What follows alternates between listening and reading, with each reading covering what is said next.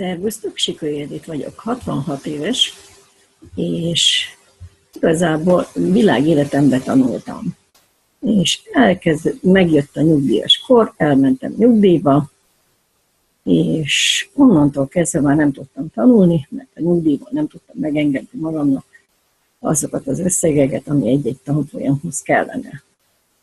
És unokáztam egy jó ideig, és most már a két nagyobb az már nem kell annyit velük foglalkozni, a kicsi az még csak 4 hónapos, és úgy döntöttem, hogy keresek valami olyan foglalkozást, amivel tanulni is lehet, szinte játszva, nem kell elmennem sehová, itthon a gépnél tudok dolgozni.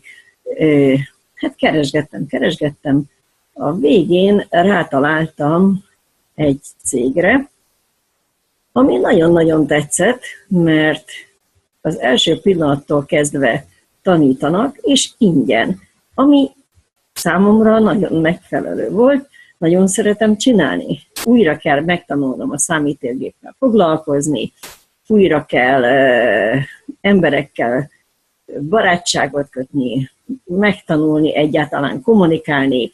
Nagyon-nagyon tetszik, hogy csapatban dolgozunk, ha bárhol elakadok, akkor azonnal segítenek. Ez nem azt jelenti, hogy helyettem dolgoznak, hanem azt jelenti, hogy nagyon sokat segítenek.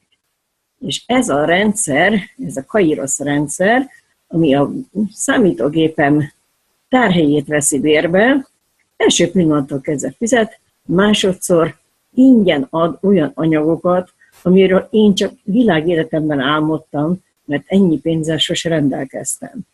Nagyon-nagyon tetszik, ha te is szeretsz tanulni, és te is szeretnél fejlődni, akkor várlak szeretettel. Sikolya Edit voltam.